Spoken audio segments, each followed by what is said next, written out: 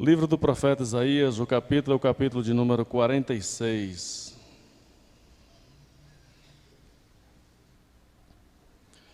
Mesmo assentados, porém com reverência, atentemos para a leitura do mesmo. Isaías 46 nos diz o seguinte: Bel se encurva, Nebo se abaixa.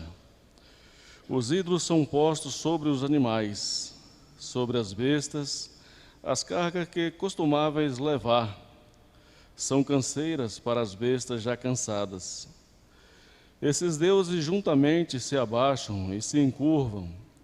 Não podem salvar as cargas, eles mesmos entram em cativeiro. Ouvi-me, ó casa de Jacó, e todo o restante da casa de Israel, vós a quem desde o nascimento carrego e levo nos braços desde o ventre. Até a vossa velhice eu serei o mesmo, e ainda até as cãs eu vos carregareis. Já o tenho feito, levar-vos-ei, pois, carregar-vos-ei e vos salvarei. A quem me comparareis para que eu seja igual? E que coisa semelhante confrontareis comigo? Os que gastam o ouro da bolsa e pesam a prata em balanças, assalariam ourives que faz um Deus, e diante destes se prostram e se inclinam. Sobre os ombros o tomam e o levam e o põem no seu lugar. E ali ele fica, do seu lugar não se move. Recorre a ele, mas nenhuma resposta ele dá, e a ninguém pode livrar da sua tribulação. Lembrai-vos disto e tende ânimo, tomai a sério, ó prevaricadores. Lembrai-vos das coisas passadas da antiguidade, que eu sou Deus e não há outro. Eu sou Deus e não há outro semelhante a mim, que desde o princípio anuncio o que há de acontecer, e desde a antiguidade as coisas que ainda não sucederam, que digo, o meu conselho permanecerá de pé, farei toda a minha vontade, que chamo a ave de rapina desde o oriente, e de uma terra longínqua o homem do meu conselho. Eu disse, eu também cumprirei. Tomei este propósito, também o executarei. Ouve-me vós, que sois obstinados de coração, que estáis longe da justiça. Faço chegar a minha justiça, e não está longe. A minha salvação não tardará, mas estabelecerei em Sião o livramento e em Jerusalém a minha glória.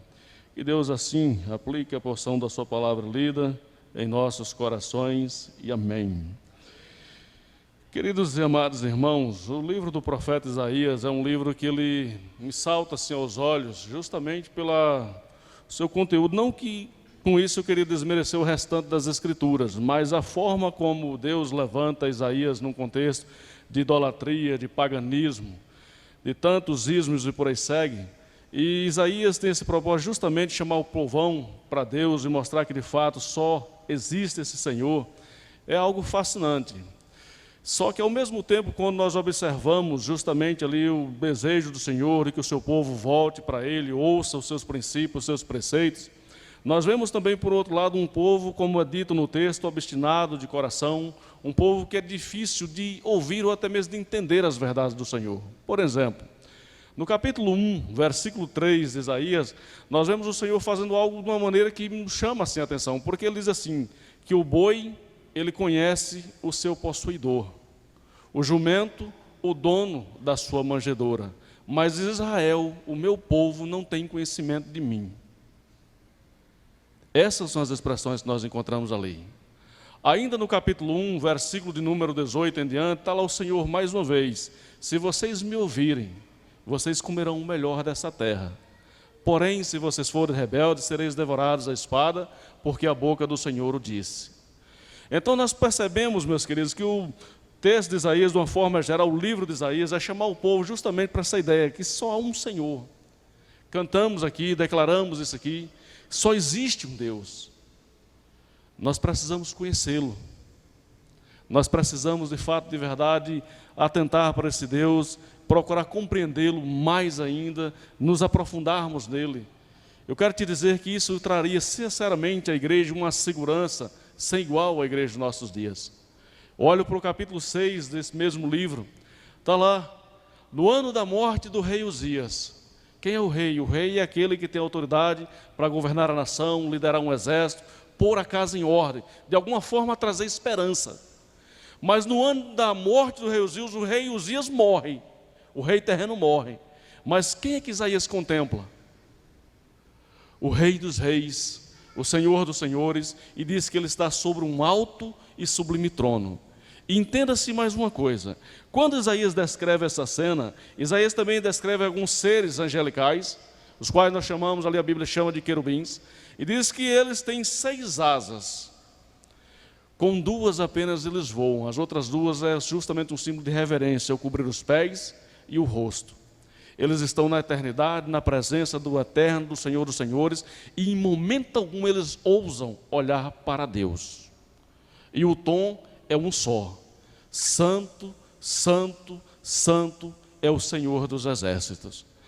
Eu sei que de uma forma geral, o que Isaías quer despertar, e sei que ele recebeu isso de Deus, e que a igreja precisa compreender para que possamos de fato adorar a Deus como de fato Ele merece, como dissemos, Ele é digno. Eu sei que nós fazemos isso e esforçamos de coração nas nossas limitações, na nossa falta de conhecimento, mas nós precisamos ainda mais ir além dessas questões. E ir além como, pastor? Atropelar o texto? Não, queridos. Nós precisamos pedir a Deus que nos abra os olhos para que possamos compreender de fato, de verdade, a grandeza de sua palavra. Eu vejo no Salmo 119, versículo 18, está lá o salmista dizendo: Senhor, desvenda os meus olhos, para que eu contemple as maravilhas da tua lei. E é o salmista, é um homem que recebeu a inspiração de Deus para escrever a sua palavra. Certamente nós necessitamos receber essa iluminação, para de fato entendermos a verdade de Deus e andarmos como de fato ela nos requer.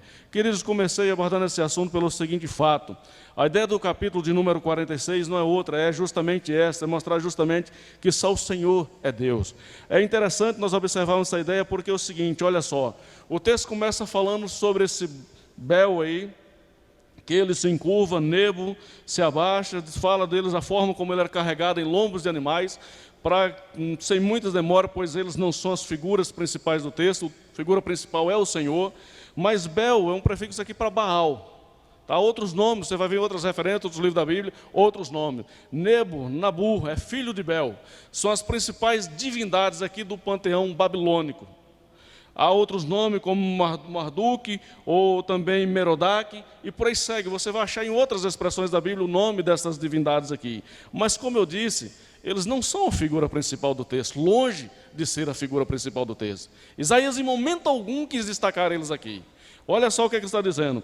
Esses deuses aqui, eles eram colocados sobre os animais, é por isso a expressão se abaixam. Esses animais carregavam, eles eram uma imagem grandes, então não tinha como transportar em pé, era deitada sobre o lombo desses animais. Mas o que o texto vem dizer sobre eles?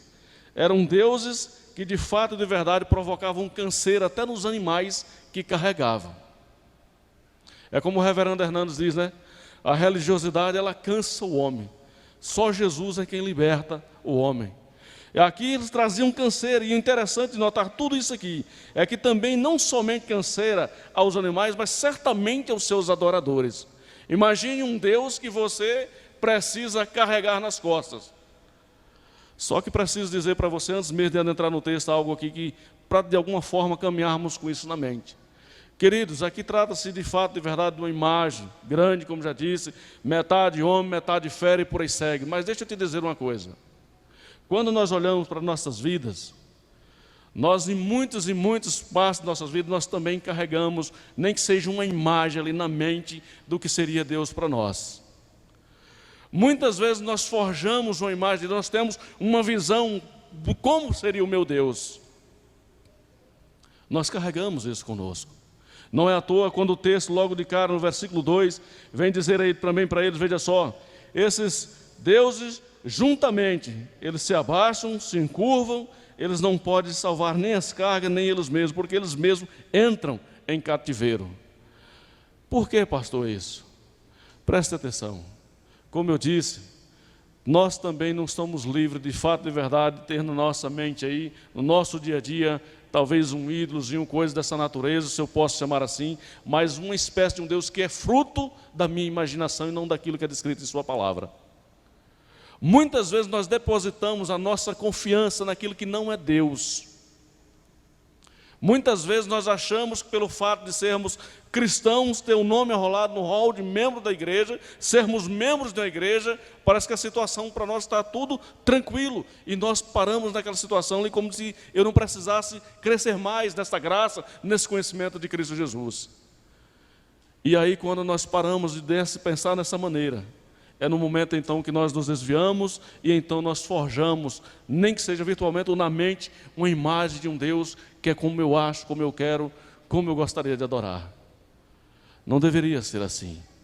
Ainda hoje pela manhã, na congregação, me lembro do texto que falamos em Colossenses, capítulo 2, onde o Paulo está orando pela igreja de Colossenses, ele pedindo a Deus, que Deus concedesse a ele ali um coração vinculado em amor, mas um coração que fosse capaz de compreender toda a riqueza do mistério de Deus, que ele diz logo abaixo, é Cristo Jesus.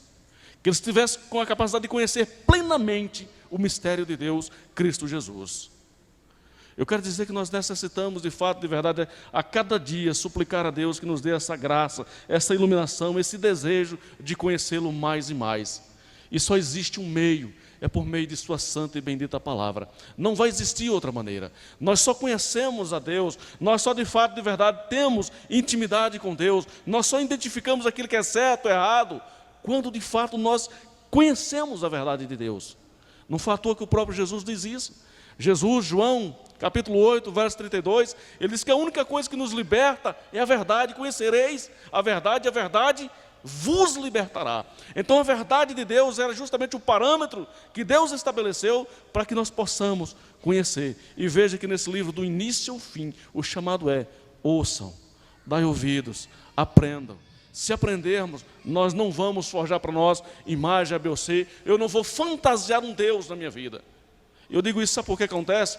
Há pouco tempo atrás, trazendo ali um estudo, uma palestra numa igreja, não vou dizer aqui o nome da igreja, não importa para os irmãos, mas a gente falando justamente com tudo foi pedido para a glória de Deus.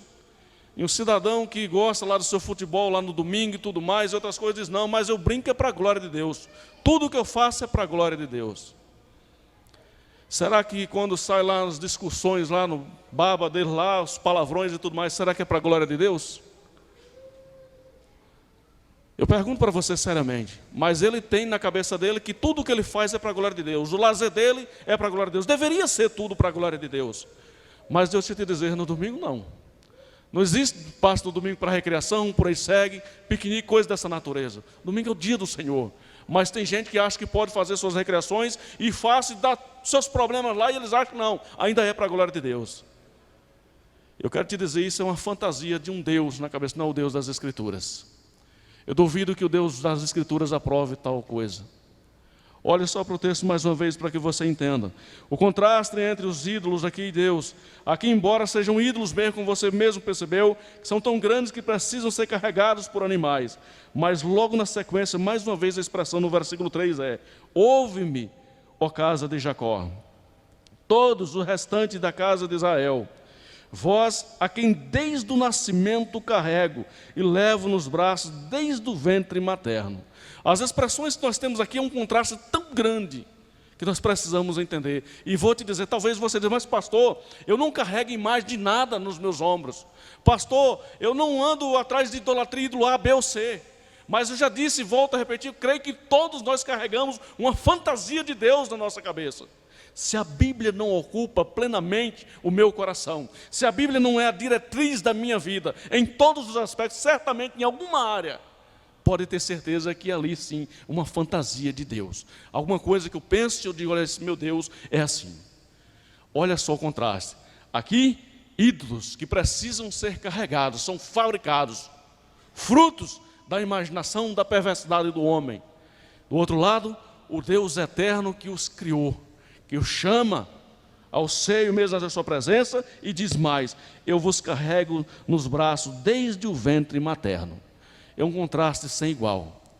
Gostaria de dizer para você que sem medo de errar, queridos, isso aqui deveria de fato tocar profundamente ao nosso coração.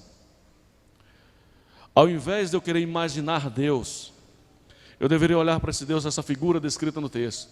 Diz: olha, eu não só te criei, mas eu te carrego nos braços desde o ventre materno. Eu deveria dobrar ante o senhorio do Senhor, ser mais grato a Ele e dizer: Senhor, dê-me mais paciência nessa jornada, dê-me mais clareza, exatidão, ensina-me verdadeiramente a Tua vontade, dê-me uma vida mesmo voltada para o Senhor. Lembro-me das palavras de Esdras ali, fascinante, Esdras 7:10, porque Esdras tinha disposto o coração para buscar a lei do Senhor, para cumprir a lei do Senhor e para ensinar em Israel os seus estatutos e os seus preceitos. Esdras tinha essa disposição. Então que nós possamos da mesma forma rogar a Deus. Deus está dizendo: filho, ouve-me, ouve, porque sou eu quem te carrego nos braços desde o ventre materno. E a expressão do versículo 4 não fica atrás, ela diz assim: até mesmo na vossa velhice. Ele diz: eu serei o mesmo. Ele está dizendo: eu não mudo. Deus é imutável, é um dos atributos de Deus. Apesar de vocês, apesar da nossa falta de conhecimento, apesar da nossa falta, vamos dizer assim, de entendimento da sua vontade, Ele continua sendo o mesmo. Ele não muda. Ele continua te levando nos braços, te sustentando, te livrando a cada dia, a cada instante. Então o que é que cabe a mim e a você? A não ser dobrarmos diante dele e dizer: Senhor, muitíssimo obrigado. Mas que não seja um obrigado apenas de boca. Faça com que essas palavras internalize mesmo no meu coração. Faça com que de fato venham a brotar sentimentos dignos, positivos a respeito do Senhor, a respeito da Tua santa e bendita palavra. Nós precisamos a cada dia. Quando eu olho para esse texto, talvez você possa até dizer, como muitos também pensam, quando abre espaço com um estudo, muitos participam, mas pastor, é demais, essas pessoas viram tanto agir de Deus, tantas maravilhas que Deus fez através desse homem, do profeta Isaías, e mesmo assim o povo não se voltou. Deixa eu te dizer, você acha que o coração da nossa geração é melhor do que o coração da geração lá de Isaías? É não, filho. Muda-se os tempos, épocas e tudo mais, mas o coração do homem permanece o mesmo. O coração do homem é a mesma coisa, não é diferente. Quando nós observamos aqui no versículo 4 ainda, quando ele diz até mesmo na nossa velhice, ele continua sendo o mesmo. Ele diz até nas cãs, ou seja, quando os cabelos estiverem branquinhos, ele está dizendo: eu ainda vos carregarei.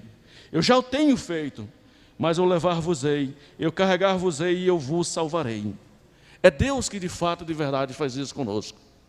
Então, o que é que eu quero mais da vida?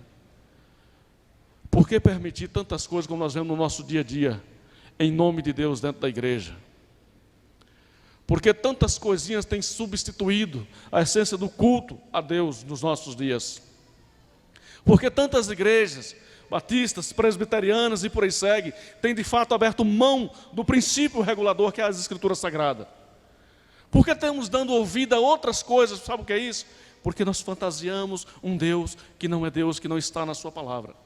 Por não conhecermos como deveríamos, nós de fato fantasiamos. E por fantasiarmos, nós introduzimos na igreja aquilo que de fato, de verdade, não é da vontade do Senhor. É por isso que eu digo, idolatria não é só se prostrar diante de um ídolo, de uma imagem, não. Idolatria, você quer saber quem é seu ídolo? Pergunte no seu coração, o que é que mais ocupa espaço na tua vida? O que é que tu tem mais prazer? Qual o prazer máximo da tua vida? Então você vai saber quem é seu ídolo. Nós precisamos a cada dia, a cada instante. O que o texto nos diz com todas as letras é: o contraste está estabelecido. Deuses que não podem fazer nada. Nossas fantasias, já está dizendo, é fantasia, não pode fazer nada. Eu posso imaginar um Deus de ser o mais brilhante possível, mas se for da minha imaginação, não vai me valer de nada. Eu preciso voltar para o único e verdadeiro Deus. Eu preciso de fato voltar para a única e santa palavra que foi lida e dita aqui, que ela é perfeita. Ela de fato é capaz de restaurar nossa alma. Então, se é ela, eu não preciso de mais nada. Eu preciso simplesmente voltar para as Escrituras. O texto não para, o texto vem dizer ainda, veja só essa expressão no versículo 5, quando ele diz assim: a quem me comparareis para que eu seja igual? E que coisa semelhante confrontareis comigo? A ideia de dizer que não existe outro. Você pode fazer o que você quiser, mas você não vai encontrar nada, ninguém que se compare com o Senhor. Por gentileza, volte algumas páginas, capítulo de número 40. Olha o que é que nós encontramos aí. No capítulo 40, versículo 18, você vê a mesma expressão. Com quem me comparareis? Ou com quem comparareis a Deus? Ou com que coisa semelhante confrontareis com Ele? Verso 25. A quem, pois, me comparareis para que eu seja igual, diz o santo. E as expressões seguintes são fascinantes. Ele manda nos levantar os olhos ao céu, contemplar as estrelas, quantidade de estrela. Ele diz que Ele é capaz de chamar cada uma pelo seu nome, nenhuma venha faltar, por ser Ele grande em força e forte em poder. Ele é Deus, Ele é Senhor. Ele é digno de que de fato e verdade eu tenha mais desejo de aprender a sua palavra. Ele é digno de que de fato e de verdade eu peça a Ele todos os dias: Senhor, tira da minha mente toda e qualquer fantasia que impeça-me de ter um relacionamento com o Senhor. Nós precisamos rogar isso, porque eu digo para você que todos nós somos passivos disso. Nós somos pessoas que perdemos muito tempo na nossa caminhada. Nós paramos, nós imaginamos, nós fantasiamos, nós maquinamos, estamos ali até às vezes coisas boas. Mas eu quero te dizer, bom de verdade só existe um, é Deus. Só Deus é bom. Bondade é a essência de Deus. Então, se você quer de fato, de verdade, encher a tua vida daquilo que é bom, encha das Sagradas Escrituras. Então você saberá o que de fato é bom. Nós precisamos a cada dia. O problema na nossa natureza é que de fato, de verdade, nós chegamos num certo ponto e achamos que estamos no máximo. Ah, pastor, não preciso mais nada não. Pastor, estou tão cheio do Espírito. E aí começam a falar de experiência, ainda dizem que é testemunho, que não é testemunho. Nós vemos isso em vários lugares.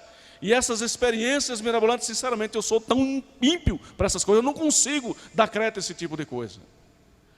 Eu quero te dizer que todos nós, a cada dia, a cada instante, somos carentes dessa transformação bendita do Senhor.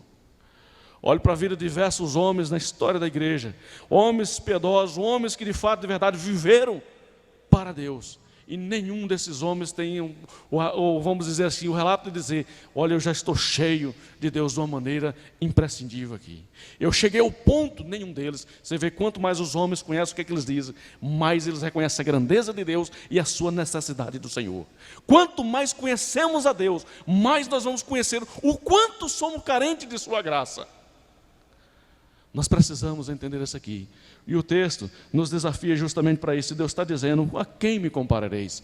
Qual é a coisa que vocês vão me confrontar? Procure nos céus, na terra, onde vocês quiserem. Se é que existe alguma coisa que pode de fato ser confrontado comigo. A resposta simplesmente aqui é não.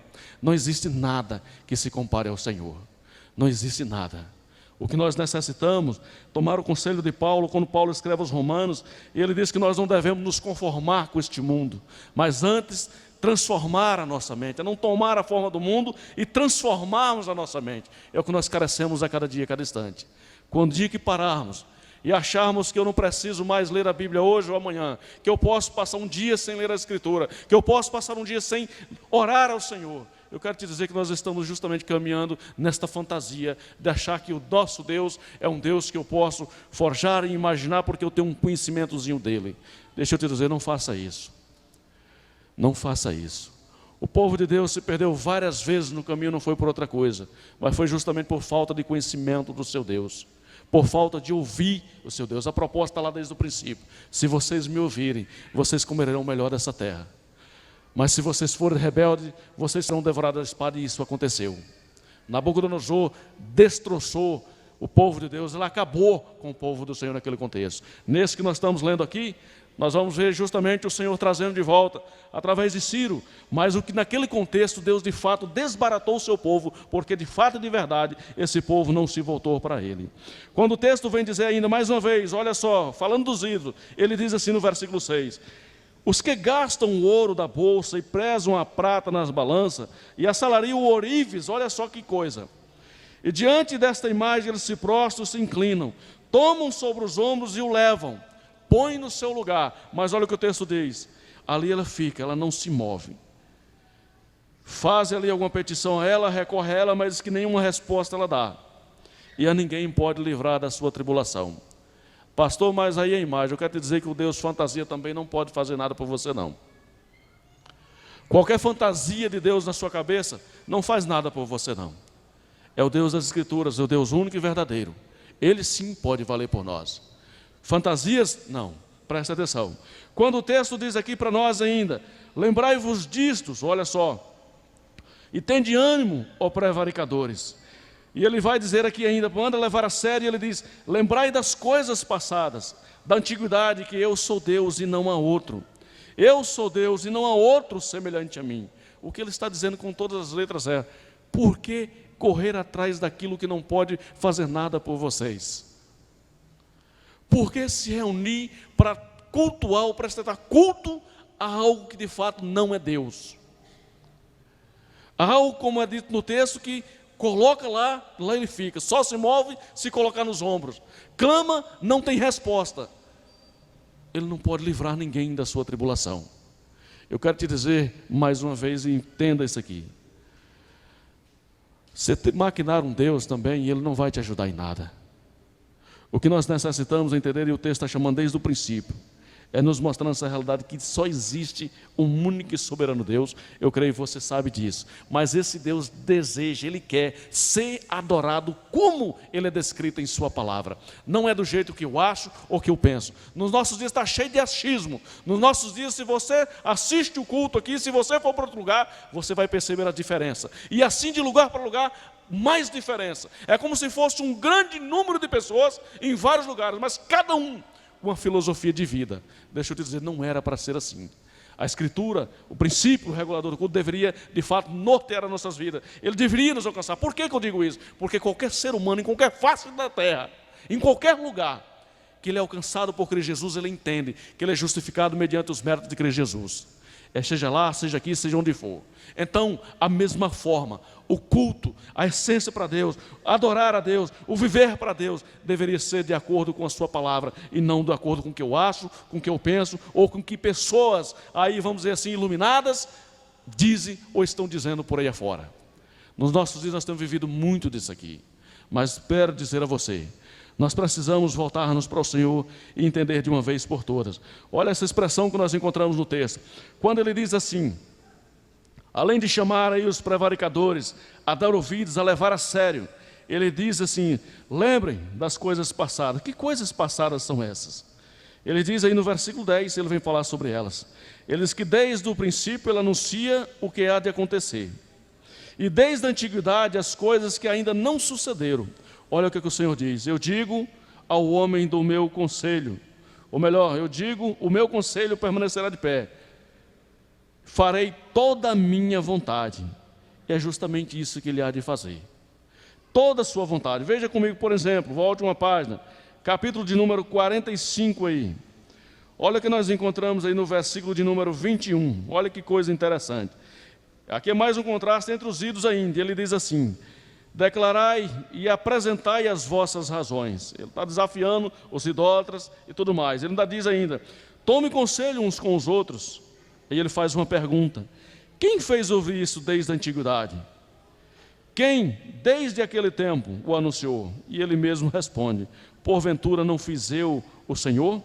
Pois não há outro Deus, olha a mesma expressão, senão eu. Deus justo e salvador, não há além de mim. Ele está dizendo em alto e bom som, Ele é o Senhor, Ele unicamente é o Senhor. Mas não é só simplesmente, veja ainda, logo na mesma página aí, no capítulo de número 48, olha o que nós encontramos no versículo de número 3 aí. Ele diz assim, que as primeiras coisas desde a antiguidade as anunciei. Sim, pronunciou-as a minha boca. Eu as fiz ouvir. De repente eu agi e elas se cumpriram. Agora, sabe o que me chama a minha atenção em tudo isso aqui ainda?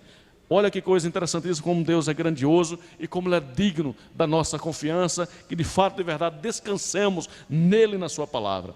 Quando Ele diz no versículo 11, Ele chama a ave de rapina desde o Oriente, e o homem de uma terra longínqua, o homem do seu conselho. Este homem do seu conselho é justamente Ciro, o rei da Pérsia.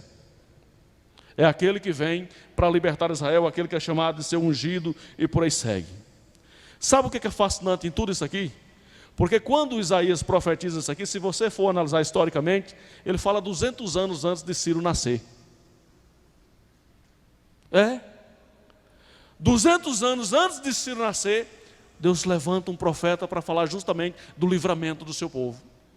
E ele vem como o Senhor de fato determina e cumpre todos os propósitos do Senhor. É o homem do conselho do Senhor. Por exemplo, vejamos por gentileza aí, capítulo 41. A princípio, o versículo de número 2. Olha o que é que ele diz aí. Quem suscitou do Oriente, aquele cujos passos segue a vitória? Quem faz que as nações lhe submetam, e que ele calque os pés dos reis, e com a sua espada transforme em pó, e com o seu arco em palha, que o vento o arrebata. Ele está falando aqui de Ciro, pastor Ciro, sim. Veja no mesmo capítulo, versículo agora, o 25. Olha o que nós encontramos. Ele continua dizendo isso mesmo, 41, versículo de número 25. Ele vai dizer assim ainda, olha só. Do norte suscita um, e ele vem. E um desde o nascimento do sol, e ele invocará o meu nome. Pisará os magistrados como lodo, e como o oleiro pisa o barro. Mas pastor ainda não falou em Ciro, não, filho? No 44, versículo 8, ele diz assim: não vos assombreis, nem temais. Isso mesmo, acaso, desde aquele tempo não fiz ouvir, e não vos anuncieis? Vós sois as minhas testemunhas, diz ele aqui, não há outro Deus além de mim, não há outra rocha que eu conheça. Aí você pode ainda dizer, mas pastor, onde é que nós vemos Ciro aqui? Filho, por favor, agora a gente chega, capítulo 45, só para ler, só para mostrar isso aqui para você. Você vai ver Ciro, desde o título, é o libertador de Israel. Você vai ver justamente essa descrição no versículo 1, versículo 2, você vai ver ele falando justamente sobre Ciro, você vai ver justamente essas expressões dizendo que ele seria o libertador. Mas pastor, só esse texto, como é que o senhor prova claramente que Ciro é o libertador? Facilmente, por favor. Se você abrir a sua Bíblia em Esdras, no capítulo 1, você vai ver justamente o que de fato, de verdade, Ciro fez. Mas tenha na sua mente, primeiramente, Deus fala isso aqui através do profeta Isaías 200 anos antes. O camarada chega no tempo determinado por Deus e Ciro novamente é levantado ali. Quando ele é levantado, o que é que acontece?